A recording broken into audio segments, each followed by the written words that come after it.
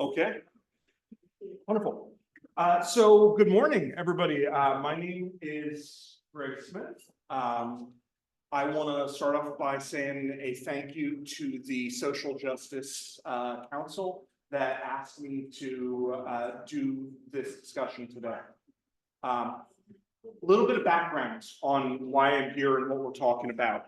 As most of you know, at least tangentially, there is incredible violence and uplift right now in the Middle East, especially in the region of Gaza. International groups that specialize in this have defined what's happening right now as a genocide. It is an absolutely horrific situation that is incredibly complex.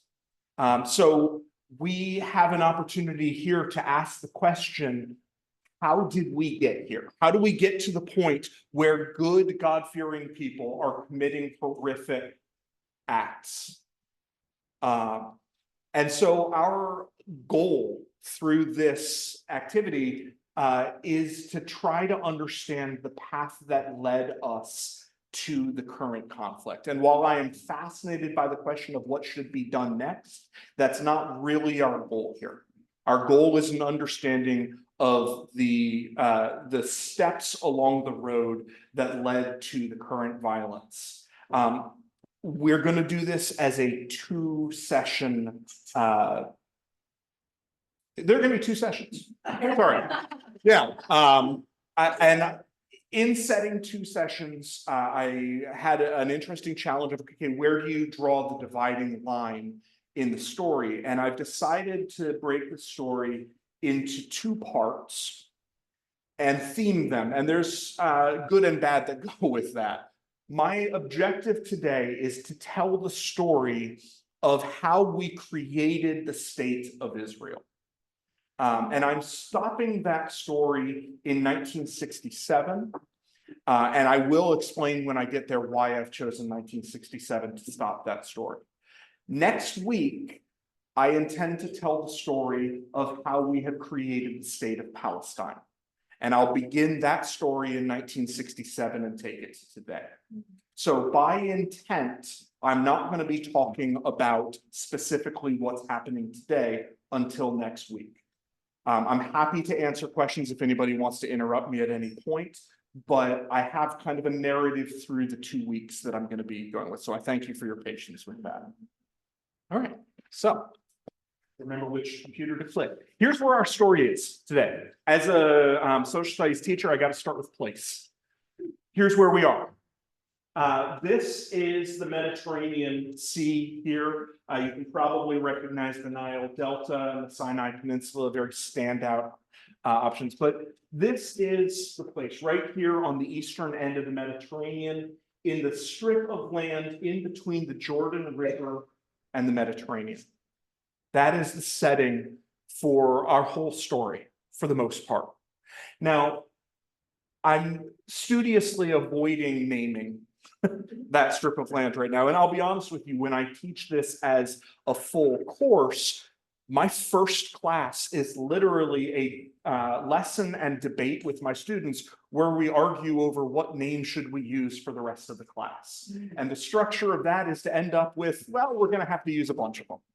Yeah. Because there are good answers at various points. I'm going to acknowledge right now, I am going to refer to this strip of land by a few different names over the course of the discussion. Included in those are Israel and Palestine. I'm going to try not to use those interchangeably because obviously they are important to the story. However, the entirety of the land is at various points called Israel and Palestine, and frankly, a number of other things which we don't have time to get into right now. So I'm going to use the one that is most appropriate for the historical period that I'm talking about at that point. So I'm going to start the story here. Actually, you know what? I should go back for a second. With the many names, it's important to note There's a lot of history I'm not going to tell. This goes back thousands of years. This land has been controlled by everybody and their father. It has been a target of empires for acquisition for time immemorial. Most of you know that there's this discussion of the Fertile Crescent of where early civilizations grew. This is right in the nexus of that, in between the verdant Nile Valley and the Tigris and Euphrates, because of its place between these two empires, and then eventually between Europe and Asia. It has always been valuable to control. What that means is that this is a land that has switched control over and over and over and over again. Where you start the story can wildly change the story. So I'll start the story here. The Ottomans took control of this land in about 1516. They called it Greater Syria, and then they divided that up into sanjaks, which were regions essentially. And what we now know as Israel-Palestine was 5 different regions under the Ottomans. That's not really important. What is, for our story, is how they controlled the land. This is vitally important for our understanding. For the Ottomans, this was not a super important region. As a matter of fact, for most of the empires that I alluded to earlier, this is not a very important region. It's kind of a backwater. Yes, there has always been religious significance to the land, but when we talk geopolitics, when we talk about power, Syria, now that's important. That's where empires fought. Israel-Palestine's kind of the backyard that, okay. So for the Ottomans, as with many of the empires before, it was symbolically important to control this land, but they weren't really spending a lot of time on it. Quite specifically, they weren't spending a lot of time in the land. The Ottomans owned the land primarily on paper. As a matter of fact, the people who owned the land in the Ottoman Empire mostly lived in Istanbul, in the capital of the Ottoman Empire, where the politics were, where the Sultan was, where the vizier and the court was, because that's where you wanted to be. So when the Sultan decided to reward one of his emirs or one of his soldiers with land in this area, he would do so with a grant of paper. And to ever actually see that land was highly unlikely. You didn't go visit your land. You just collected the tax money from it. And that's a key, is that the people who were living on the lands had lived there probably for hundreds, if not over 1,000 years, with absentee landlords. Did they own the land? No, technically not. Did they have to pay rent to somebody else? Yes. Did they ever actually interact with those people? No, not really.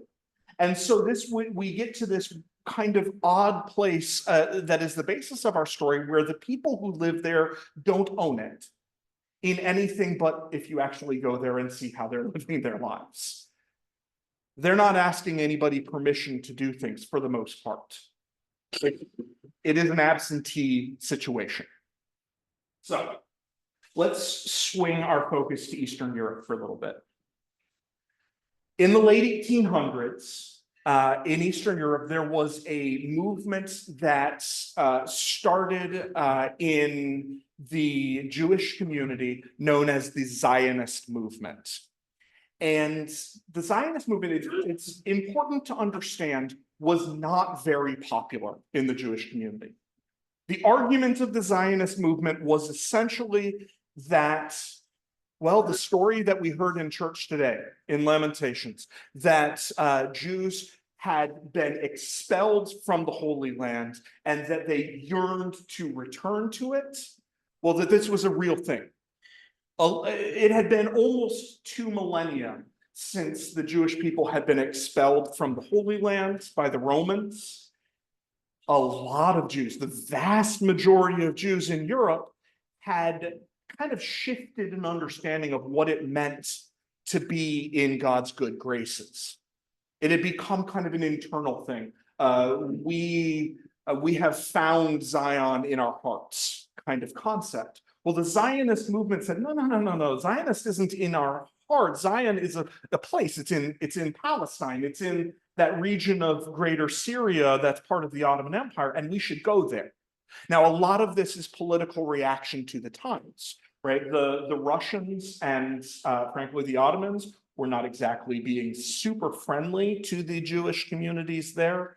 And so the Zionist Congress was itching to find a place where Jews did not have to live by other people's rules. Again, minority movement, but they started to get together in these Zionist congresses that happened about every year. And they put together a program that basically said, we want to build a Jewish state. And we want to build it in Palestine. And the way we're going to do it is by encouraging Jewish families to move to this area and start acquiring land and setting up lives. Were there Jewish families already there? Sure, in very, very small numbers. This was looking to increase those numbers. And I noted that this was not a popular concept in the Jewish community, but it was very well received by the non-Jewish community in the worst possible ways. If you can imagine, the wealthy folk in especially Western Europe, the French and the British, looked at the Zionist movement and said, wait, I can advocate for expelling the Jews from my community and look like the good guy? All right, I could live with that. And so while the Jewish community took this with kind of a grain of salt, funding was relatively high. There were a number of wealthy people, especially people in power, who said, yeah, I'll give money to that. Yes, sir.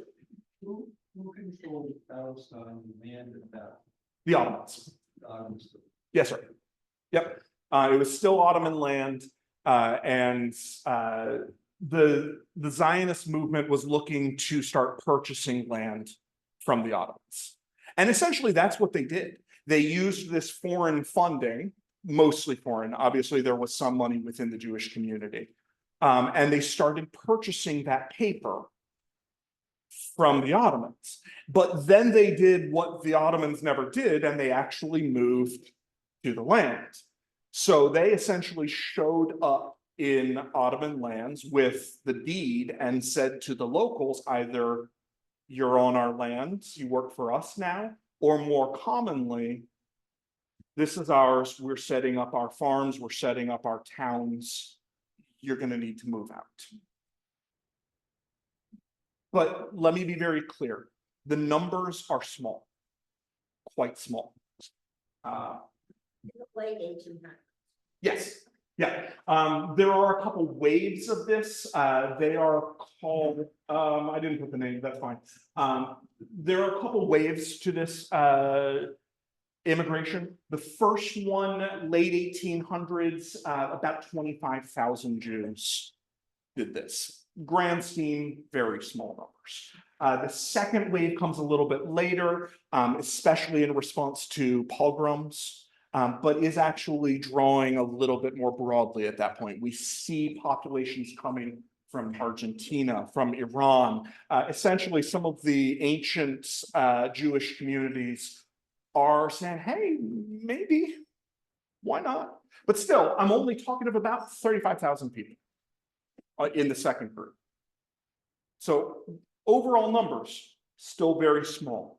Yes, sir. What was the population of that area before this? Excellent question. I don't know off the top of my head.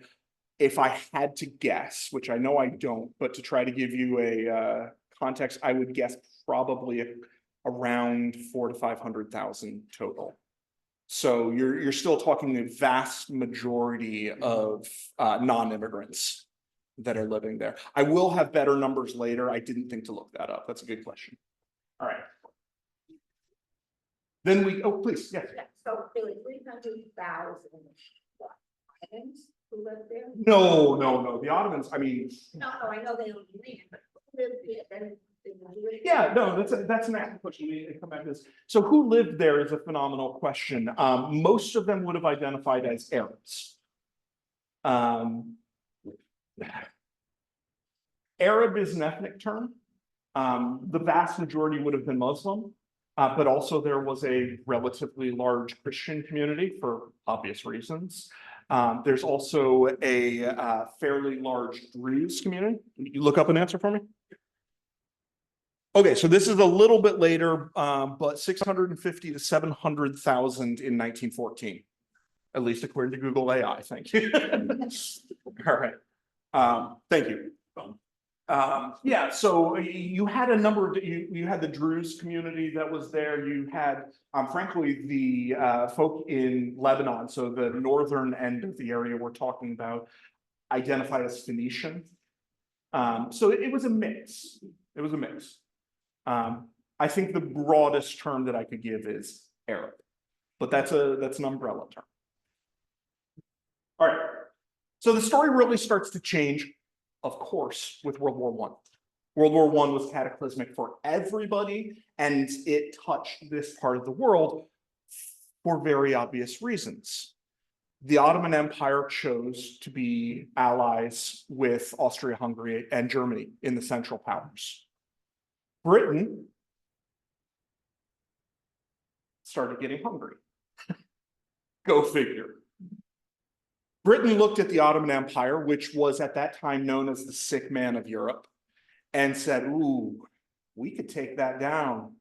We could take what it has. And they were beginning to envision with their French buddies digging a canal across the Sinai Peninsula that would allow them to reach their colonies in South Asia, especially India, much more easily than going all the way around Africa. So if we can pick the Arab lands off of the Ottoman Empire, what a win. Because remember, that's what World War I was all about. It was the game of empires. We can talk all we want about assassinations and all of that, but at the end of the day, World War I was the competing empires trying to one-up each other and maybe even steal each other's land. So when the British and the French looked at the Ottoman Empire, they looked at a ripe fruit for the picking. So that led to a little bit of, for want of a better term, duplicity. Britain got clever, too clever, far too clever. They realized that there were populations that lived there already, and if they could convince those local populations to revolt against the Ottoman Empire, why, maybe they could break down the Ottoman Empire or at least distract it without having to commit any of their own troops. And this is especially important once they have the disaster in the Battle of Gallipoli, where they tried to invade the Ottoman Empire directly and badly failed. So they started making promises. Chronologically, the first promise was to this gentleman right here. His name is Sharif Hussein. Well, his name is Hussein. Sharif is his title.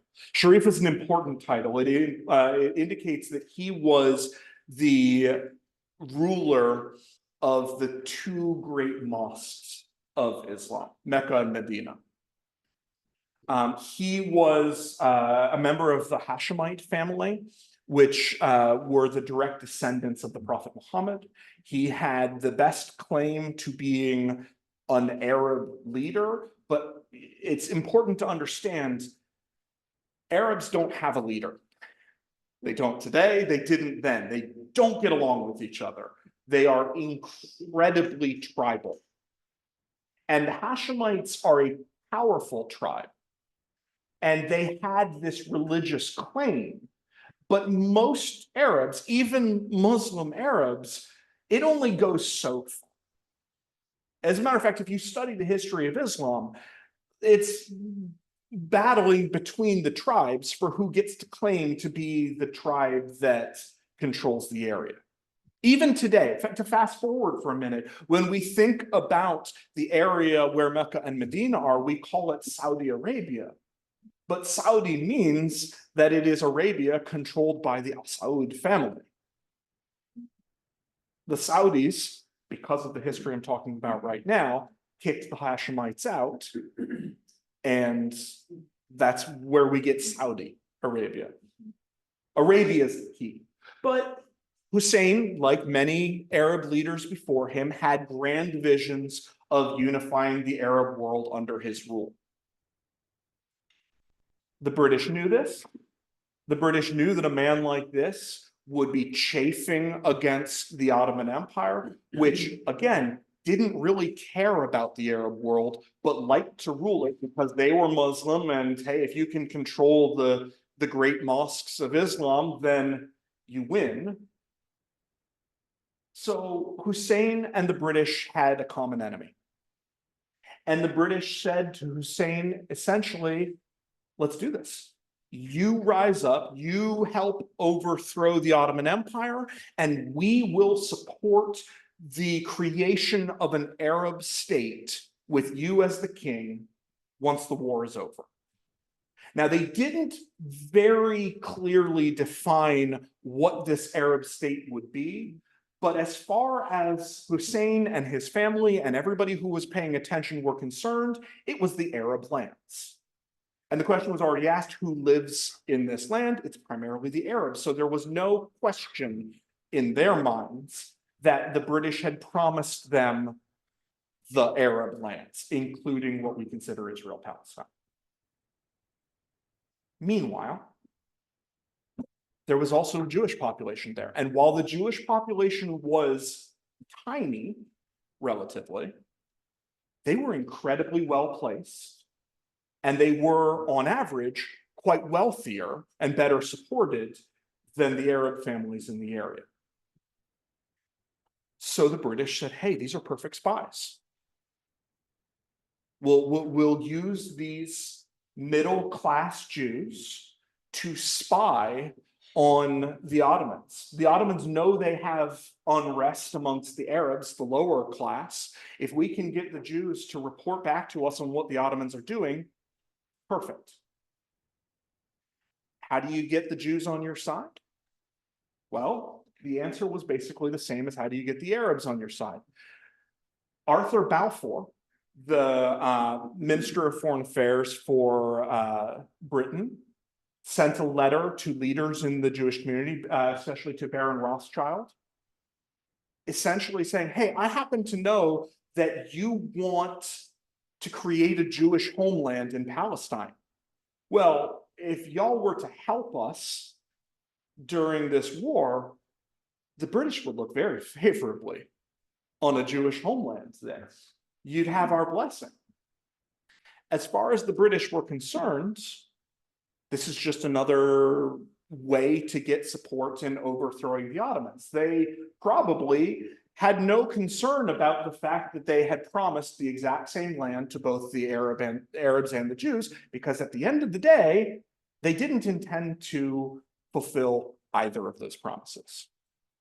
The real negotiation that was happened between two representatives of Britain and France, Sykes and Picot, who basically got together and in the greatest European imperialist fashion, sat down with a blank map and started drawing. Literally.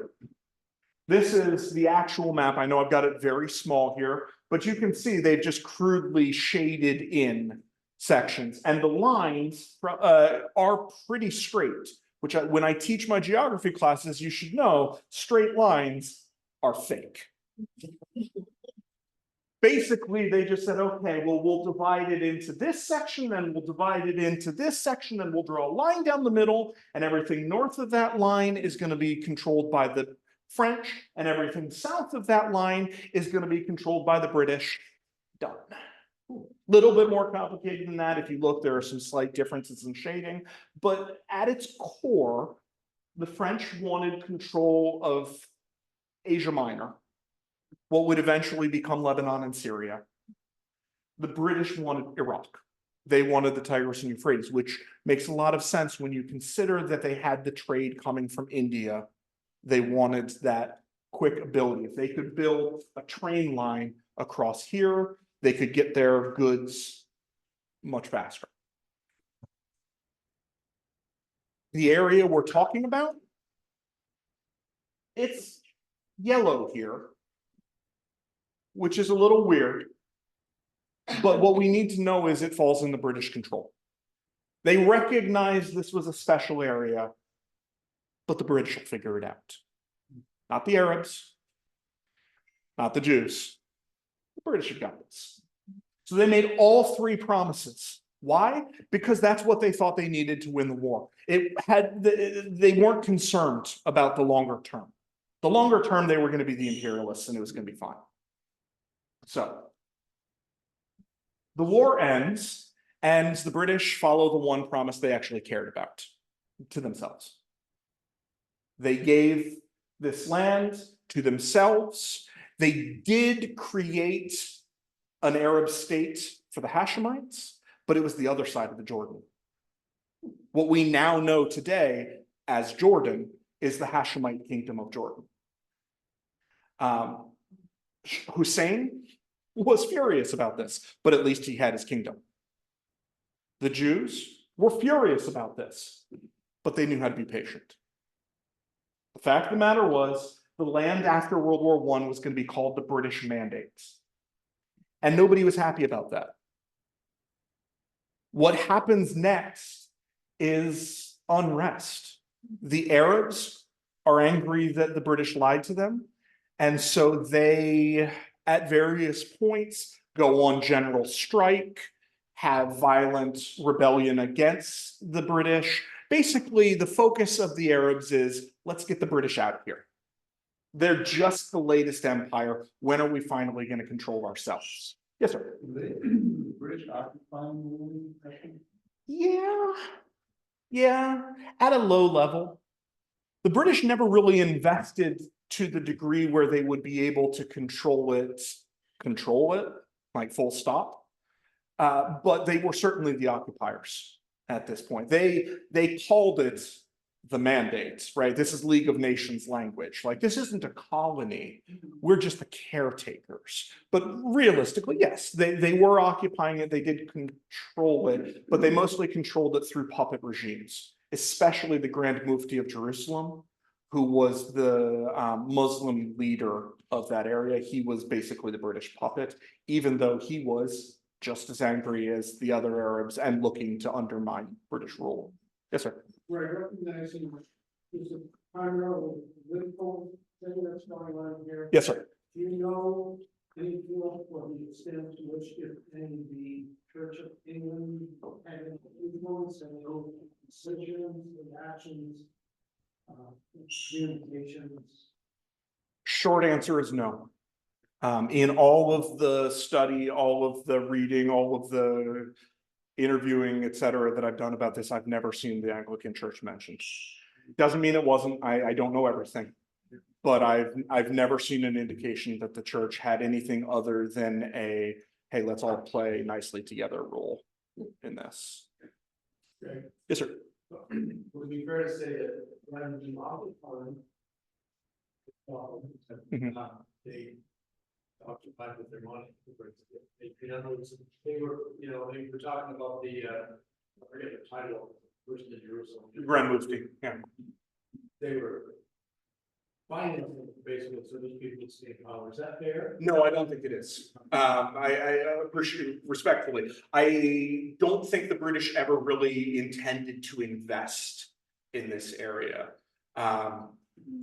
There isn't a lot of evidence that the British ever intended to stay, which probably is why they called it a mandate and not a colony.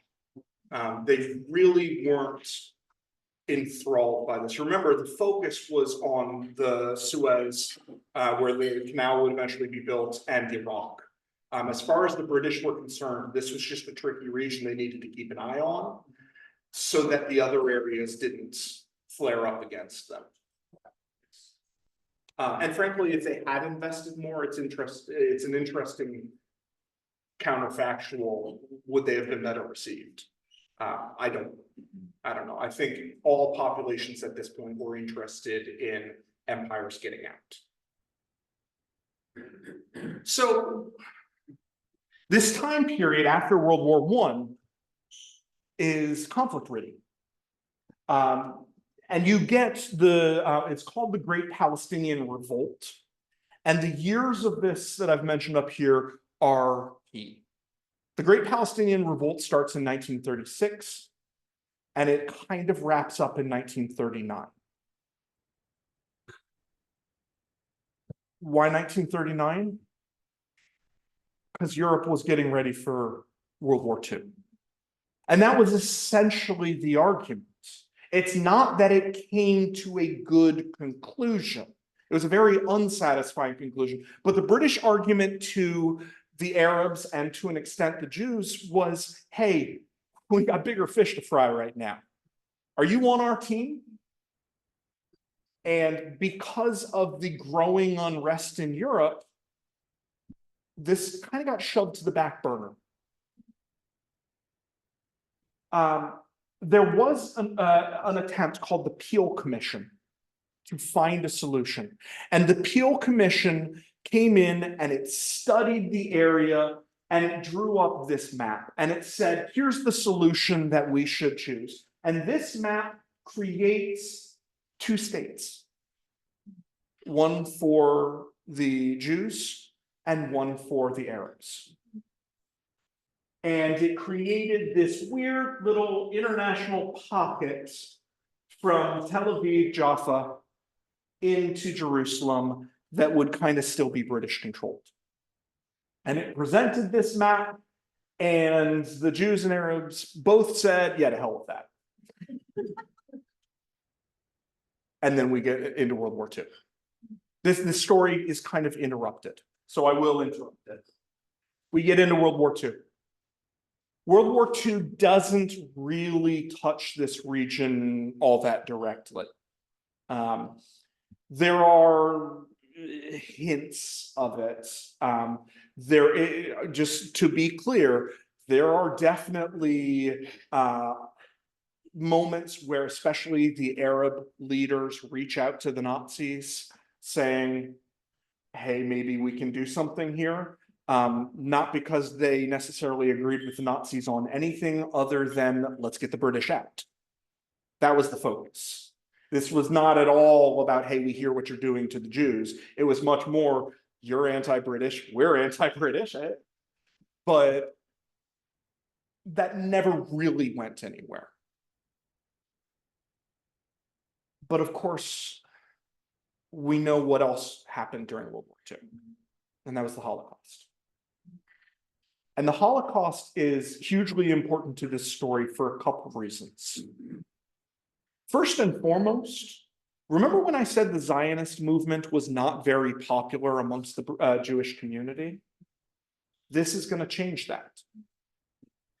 For many Jews, the Holocaust was the proof that the Zionists had been right all along, that it actually was time to get out of Europe. It was time to create a space that was truly Jewish, that was safe for the Jews, where the Jews could live by their own laws, because my God, look what happens when we don't have that. So the communities that had been saying for 100 years, guys, we're fine, now clearly couldn't say that. Worth noting, the same pressures pushed people west to the United States, to Mexico, to Brazil, to Argentina, where strong Jewish communities grew and expanded. So there still is, out in the world today, a very strong argument that Zion is in your heart, not in Palestine. And it is today mostly centered in the United States, which arguably is the best country in the world for the Jewish people. That's a loaded statement that I'm not gonna pull on much more at the moment, but it is still a debate. But the other thing that the Holocaust did, other than the message it sent within the Jewish community, is that it shamed the rest of the world. Especially at the end of World War II, there was a collective feeling of, oh, we blew this one. We really blew it. As the videos and the pictures and the stories and the evidence of the concentration camps come out, there is, to an extent, a collective, sorry, come to Jesus moment, where world leaders say, yeah, we got to do something for the Jews. And again, it does kind of tie back to what I was saying earlier. Hey, Jews, how about you go over there? Is still a more attractive option than, hey, Jews, come here, we'll protect you. It's still tinged with anti-Semitism. It's still maybe not something we should be proud of, but the result is that sympathy for the Zionist cause skyrockets, both internally and externally. Now, it still is a British mandate. But honestly, the British are done. They are bankrupt. They are in deep trouble. They need to focus. They need to reduce the size of their empire. This is the beginning of the period of British divestment from their empire. And this mandate, where immediately after the war, it goes back to both the Arabs and the Jews attacking the British. It's not worth it. It's not worth the time. It's not worth the money. It's not worth the lives. It's not worth the energy. And I do mean lives. Jewish terrorist groups, especially one called Irgun, started hitting the British hard. The most famous moment of that, of course, is the bombing of the King David Hotel, which was the headquarters of the British mandatory government at that point, but also a hotel. And they blew it up, and the death toll was, at that point, the deadliest terrorist attack in modern history. And the British looked at this and they said, the Jews are attacking us, the Arabs are attacking us. What are we doing here? We're getting nothing out of this except for pain and loss. So they announced, unfortunately, that they were going to leave, and they gave a date to it. They said, we're out of here. Now, we know that this is an absolute mess, so we're going to turn to a brand new organization to help us craft a solution to this, the United Nations. And they asked the brand new UN, hey, we want to abandon this territory. What should it look like when we go? And so the UN developed what's called the partition plan. And this is a nice simple map of it here. The yellow is the Arab state that was proposed. You can see that there are basically three key sections of it that are, despite what it looks like, contiguous. There is actually a point at each that was a free crossing.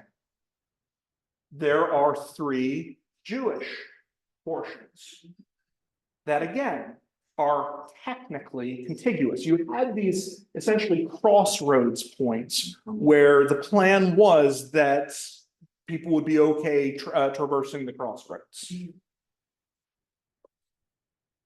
So they proposed this. 56% of the land went to the Jews.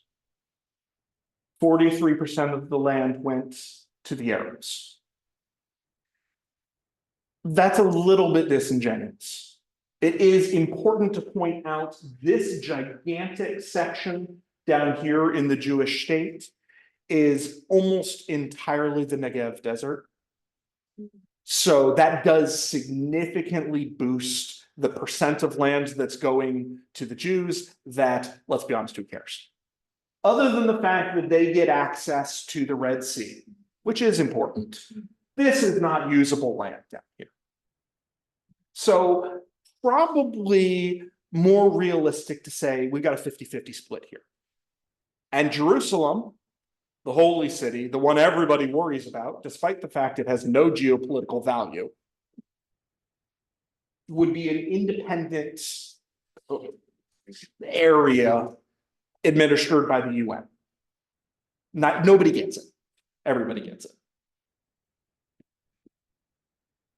It's an interesting plan, but it was absolutely dead in the water. The reason for that is this map right here.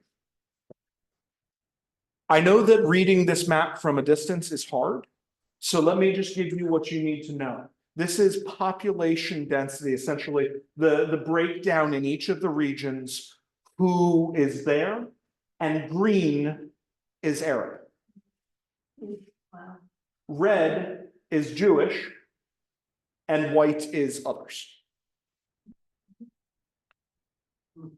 So the area where Jews are the majority, Upper West Side? I'm not sure. It's not here. Nowhere on this map were Jews even close to being a majority.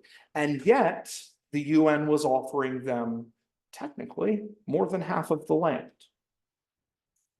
So the Arab leaders who were itching to finally have a state that they could call their own, because as far as they were concerned, this had never been an Arab-controlled state. It had always been some other empire that was controlling it. In case anybody's missing me here, yes, the Ottomans are Muslim, but they are not Arab.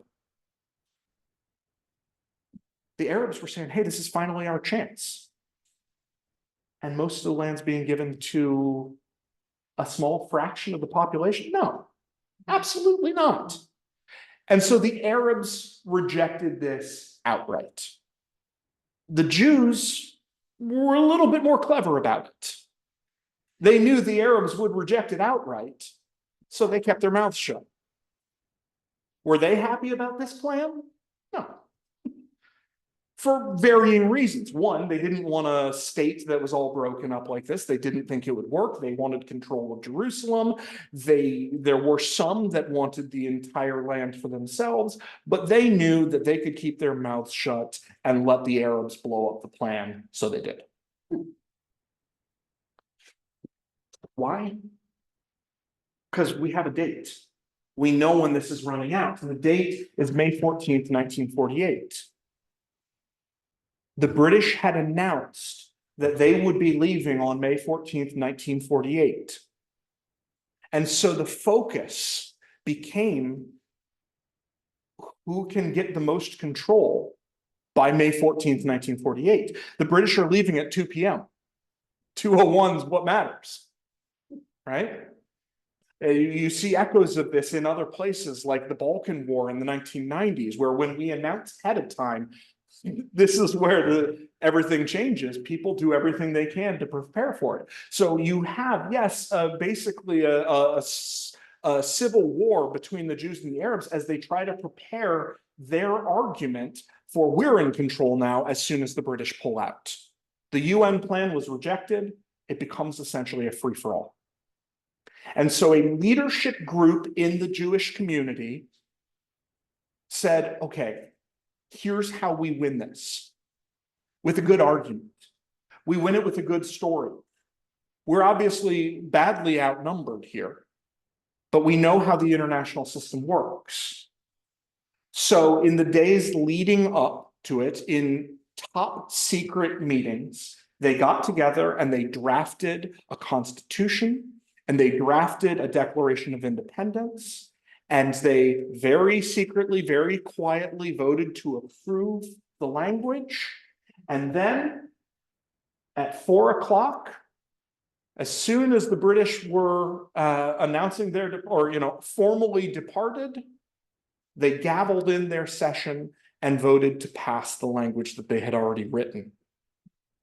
So that within 7 minutes, they had declared the state of Israel.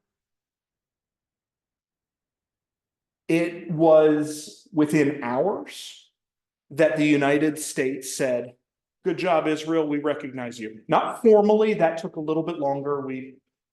tend to send things through Congress and not let the president just announce these things. But technically, the United States was the first country to recognize the state of Israel. Also, technically, the Soviet Union was the first state to recognize Israel. They were faster with their administrative process. And so the first country to formally, by law, recognize the state of Israel was the Soviet Union. And if you remember the period right after World War II, that's the whole story, folks. If the US says you're recognized and the Soviet Union says you're recognized, you're in. So what are the Arabs? That same day, the Arabs launched their attack. They weren't playing the paper game. They wanted the de facto game. They wanted to control it. But I have to use they intentionally for you to understand this story. The Arabs wanted to control the land, but remember what I said earlier, the Arabs don't get along. There is no leader of the Arab world. So what happened on May 15th was Egyptian armies shot into the area from the Sinai. Jordanian armies shot across the Jordan into this land from theirs. A combined Iraqi and Saudi army came in from the north of them. A Syrian army came down across the Golan Heights, and the Lebanese army came down through the Lebanese highlands. It's a lot. Yes. So they coordinated? Nope. Okay. And that's the problem. If you're an Arab apologist, that's the problem. If you're an Israeli celebrant, then that's the solution, right? Here's the thing. What we have are a bunch of different armies against one. So there are two ways to tell this story. One version of this story is that the Israelis were surrounded and outnumbered with their backs to the sea, and they fought with a ferocity and with God on their side and managed to defeat not one, but all of the Arab armies. And there is perhaps some truth to that. The other way to tell this story is that the Arabs were a bunch of bumbling nincompoops who couldn't get out of their own way, who were just as happy to fight one another as they were to fight the Jews, because every single one of these armies believed that the Jews would be overrun within a matter of hours, and that their true competition was with one another, not with Jews. Yes, sir. What puzzles me Yeah. is that you're talking about a 24-hour period, and you're talking about an Israeli army which is coordinated under single leadership. Yes. So the question becomes, how did that army come to exist within a 24-hour period to the point where they can effectively repel 5 different? Yeah. Excellent army. The easy answer to that is it didn't. Right? Just like the declaration of the State of Israel wasn't an idea they came up with that day. They had been preparing for this for years. And actually, that's part of the story. The Jews, for the most part, were, well, to a very large degree, were the veterans of resistance movements from across Europe during World War II. They had financial backing from the sympathetic countries all around the world, and they had combat experience. They came together and organized, and they were very well organized, very ready for this. You know, this Arab assault was not a surprise to anyone. The Jews were ready. They had developed a command structure. They had developed communication techniques. They had a battle plan. Was it defensive? Yes, but it was a battle plan. As opposed to the Arabs, who, let's be clear, were never trusted by the Europeans during World War II. The Arabs were armed primarily with the weapons that were left over from World War I. They had not, for the most part, fought in World War II. And so they didn't have modern combat experience. So the Israeli army was a significantly better equipped, better trained, more experienced fighting force. And were they outnumbered? Oh yeah, badly. But you can make up for that, especially in defensive engagements. If your job is to stop the oncoming army and you know what you're doing, it can be a lot easier than attacking. And so the Arabs had almost unqualified, excuse me, the Jews had almost unqualified success. For the most part, there were only two Arab armies that it could be argued held their own. And that matters for us. The Egyptian army was able to hold on to a small strip of land that we now call the Gaza. The Jordanian army, which was by far the most successful against the Israelis, onto this patch of land that we now call the West Bank. So the West Bank of the Jordan River, was part of Jordan at the end of this war. Gaza was part of Egypt. This was not connected in any way. Both Arab controlled, but two entirely different countries. The rest of the land, yeah, the Israelis took it.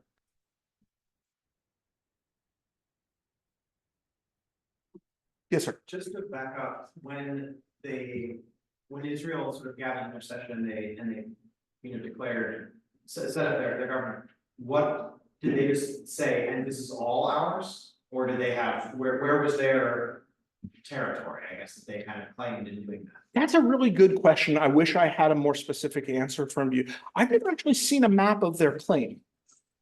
I think, I'm just going out on a limb here.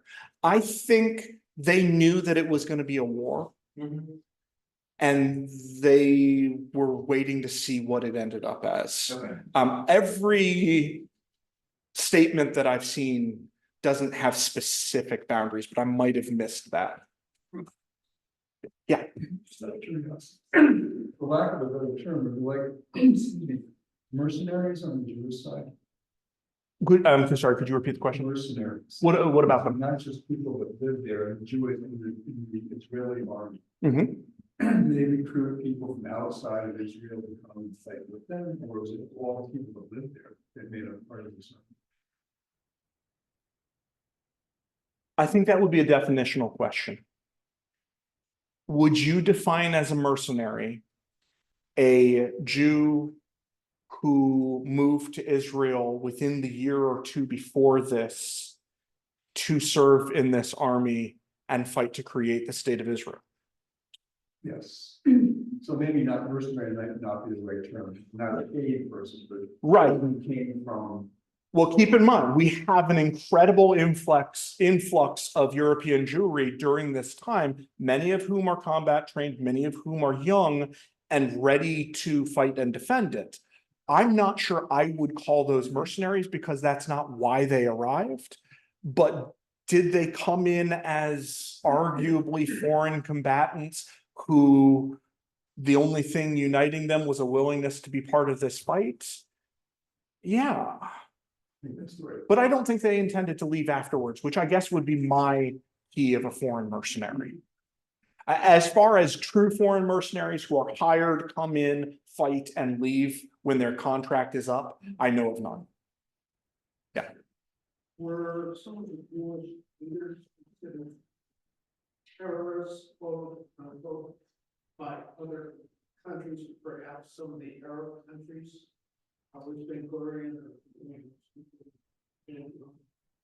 terrorists. I don't think terrorist gets the formal definitions like you're referring to until later in the 20th century. If you had asked them, here's what I mean by terrorist, does David Ben-Gurion count, probably the answer would have been yes, but likely they just would have said enemy combatant or, adversary. By the British, sure, because the British were the ones receiving the terrorist attacks. But I want to be clear, terrorist attacks were used by both sides. The biggest, most memorable at that time were Israeli, but that also could be a factor of the Israelis being better at it. I mean, they had more experience with explosives. They had more experience with ambushes. So I don't know if that makes them more of terrorists or just better at it. Okay. This war in 47-48 is known by two names. Israelis call it the Israeli War of Independence. The Arabs call it a-Nakba. A-Nakba is Arabic for the catastrophe.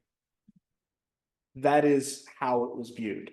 Not just because their armies were absolutely humiliated, but because of something else that happened during that time. I said everybody expected the Jews to be quickly wiped out. And unfortunately, that is true for a huge number of the Arabs that were living in the land. They saw this coming. Everybody saw this coming. And so almost 750,000 people decided to get out of the way. They packed up a bit, not their entire homes, a bit, enough to get through maybe a couple weeks. And they fled because they didn't want to get trapped between the armies. They knew that this war was coming. Everybody knew this war was coming. Who wants to be caught on a battlefield? So 750,000 Arab families, men, women, and children, left. And then the Arabs lost. And those 750,000 Arabs found themselves to be refugees. The Israelis were perfectly happy that they had left. They said, fine. You walked away from your home and you did it voluntarily. That's all. Which, I mean, at the time, kind of seems fair. Nobody forced the Arabs out of their home, which is not true at all. There were definitely instances of violence. But as far as the Israeli story goes, nobody forced them out of their homes. They chose to leave. And stories of violence aside, the vast majority of Arab refugees did choose to leave. But they chose to leave under the misconception that they would be back soon. The story gets a little bit more complicated, unfortunately, because the surrounding Arab countries were so humiliated by this loss and so baffled by the idea that this tiny little Jewish community whipped all of their armies that they decided that this was not going to stand, that they just needed to regroup and try again. And so they decided to refuse to recognize the state of Israel. The argument essentially was, if we never recognize that Israel exists, then we're not really invading it, we're just restaking our claim.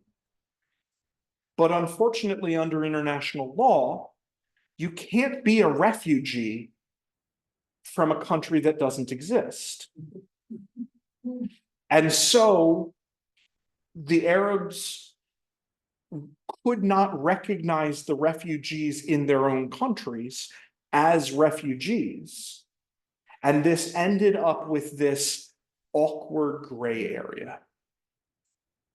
And so they did a bit to make life livable for the refugees. They helped set up usually tent cities. But the idea always was, don't get too comfortable. We're going back. Right? And you'll go back to your homes. That story is going to matter much more next week. Moving forward, The early Israeli state was trying to get itself pulled together. They were alive, which was a miracle, thank God. And things were tenuous. Things came to a head in 1956. There's a whole lot of story to this. I'm going to try to tell it very quickly because I'll just jump to the end. The key is Israel wins again. But how do we get there? Egypt decided to nationalize the Suez Canal. This was an Egyptian story, not an Israeli one. This was Egypt trying to stake its independence. This was Gamal Abdel Nasser, the president of Egypt, trying to establish that Egypt was independent of British influence and French influence, and really trying to make sure that his people didn't revolt against him. So he wanted the Suez, so he took the Suez. And the French and the British were absolutely furious about this. So they sent military forces. Well, wait, no, that would have been problematic. Oh, they convinced the Israelis to send military forces for them, because them doing it would have been awkward. But the Israelis are right there, and the Israelis can help, and the Israelis are looking to create some buffer between them and their enemies anyways. So this becomes an Israeli-Arab thing, but it's really a British and French versus Egypt thing. Here's where it gets interesting, at least for us here in the United States. We weren't happy about this.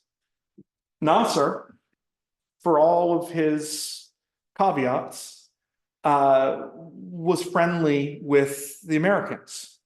Israel was friendly with the Soviets. Israel was getting armed by the Eastern Bloc at that point. So it's not that we were anti-Israel. It can't be anti-Israel. You guys remember the Holocaust. But we weren't thrilled with them at that point. And so the British and French seemed to be helping a Soviet ally. And so Eisenhower stepped in and he basically threatened economic warfare against France and Britain unless they knocked it off and pulled out and let Egypt have the Suez Canal. And so the French and British backed off, told the Israelis, hey guys, sorry, we're out. The Israelis are like, yeah, but we took the whole, and everybody back to their starting points. The international story is an interesting one. It plays into a lot of other things. But the Arab-Israeli story is simple. Once again, war between the Arabs and the Israelis. Once again, the Israelis absolutely dominated the battlefield.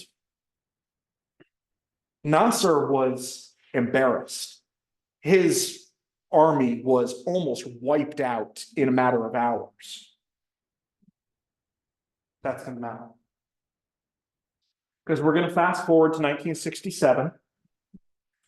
And Nasser is still in power because it is the Arab world and they don't do democracy. Once again, Egypt is having trouble domestically. Nasser is needing to justify his rule. And so he starts playing one of the Arab world's favorite cards. You know why your life sucks? Israel. It's a non sequitur. Doesn't make any freaking sense if you look at it. But everybody needs a scapegoat. And for Arab leaders across the Arab world, Israel was set up as the perfect scapegoat. It was the reason we were embarrassed. It was the reason that the rest of the world looked at us and shook their heads. So Nasser blamed Israel and he rattled his saber at Israel. And he said, hey, Egypt, we're gonna show those Israelis who's boss. And there is extraordinarily little evidence that this was anything other than rally around the flag, getting Egyptians to stop talking about domestic problems and start saying, yeah, Israel. It's a well-worn playbook for Arab leaders that honestly they still use today. However, Israel depending on how you want to interpret the story, either was getting really nervous because Nasser was talking about invading, or saw an opportunity and decided to use Nasser's words against him. Israel decided, well, we're not going to wait for him to invade. We're going to go first. We're going to launch a preemptive strike and shut him up. And they do. And it's not just Nasser. See, Nasser had been talking to the other Arab armies saying, hey, when I go, you guys are going to go too, right? And they were like, sure, Nasser, we'll be right there. Israel invaded, wiped out the Egyptian army, and within hours was also invading the Jordanian West Bank and was also invading the Syrian Golan Heights, which of course the Jordanians and the Syrians were not at all prepared for. It's called the 6-Day War because that's how long it took for Israel to more than double its size. It took the entire Sinai Peninsula, it took the entire West Bank, it took the Gaza Strip, and it took the Golan Heights. It was as one-sided as wars get. I've got up here, I know it's a little hard to read, but Israel lost less than 1,000 soldiers in this war. The Arabs lost over 15,000. This, I know numerically the Arabs outnumber the Israelis, but militarily it is David and Goliath and not the way you're thinking. This is a picture I chose for an important reason. Because what this is young Israeli soldiers at the Wailing Wall. The most important site for Jews in the world. The last remaining physical remnant of the temple in Jerusalem. The look on their faces, I think, says everything. And I think it's also an important thing to recognize that this, in 1967, is when Israel finally takes Jerusalem. Previously, most of Jerusalem had been controlled by the Jordanians, including, importantly, the Temple Mount. In 1967, Israel takes it all. So, this is where we're pausing today. It's sort of impressive in a way. Oh, it's incredibly impressive. I mean, they were unbelievable. Organized, absolutely, well-funded, yeah. So why am I pausing the story here? First off, after 1967, and we are going to talk about this more next week, after 1967, the Arab nations around Israel start to realize, hey, it's there. They might not want to say out loud that Israel formally exists, but they recognize it. Formally or informally, they start to say, guys, this whole wait till we take it back thing, it's not going to happen. It's not. Israel has claimed its, or staked its claim. And so they start talking about peace treaties, which was definitely not part of the story before.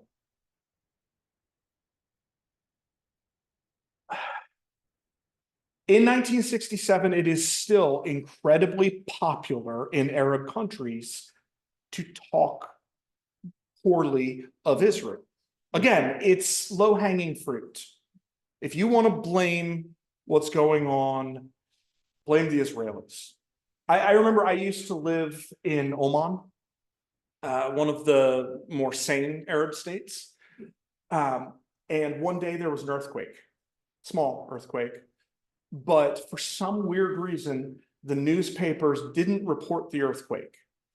I don't know if they didn't think it was newsworthy, but they didn't report it. And the word on the street the next day was, did you guys hear that the Jews created an earthquake? Like, really? There wasn't even structural damage. It was just immediately like, must have been Israel. It's almost comical. And actually, in my experience, for many Arabs, it is comical. It's turned into a comic strip type of thing. Like, hey, I don't know what that was. It must have been Israel. But the non-funny comical part of it is that, again, it is used by Arab leaders over and over and over again to distract from the fact that every single Arab nation is not democratic. They have, for the most part, repressive monarchical regimes in a world that is increasingly getting the message out that monarchical regimes are not welcome. So how do you distract from the fact that you are a tyrant? Blame someone else. But while blaming Israel is going to remain popular, after 1967, we do not have any other credible stories of governments actually threatening Israel. Rhetorically, all the freaking time. But actually threatening Israel in a like, we're going to invade you kind of way, no. It's still going to be popular. It's still going to be valuable to support the resistance against Israel. It's still going to score you political points to send money to groups that are willing to cause Israel trouble. But as far as actually trying to wipe Israel off the map, that is only rhetorical after 1967.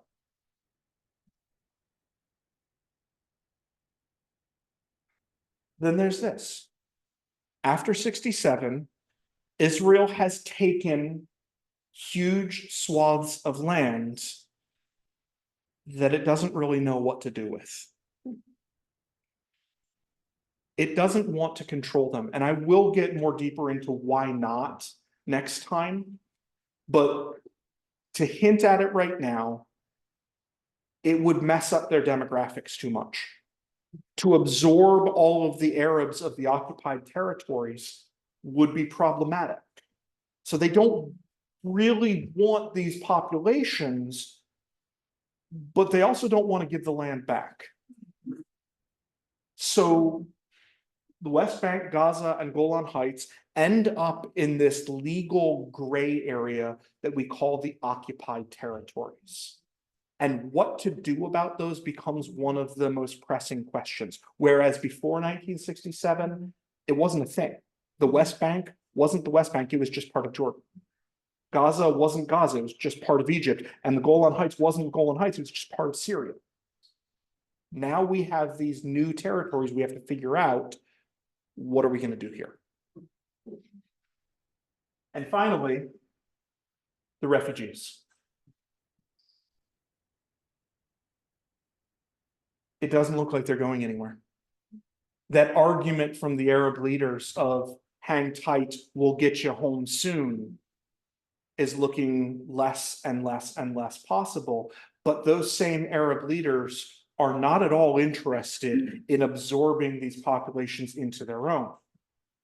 Again, for demographic issues. So what do you do with the people without a state? That's the question we're going to have to answer as well. And that's where I'm going to leave it for now.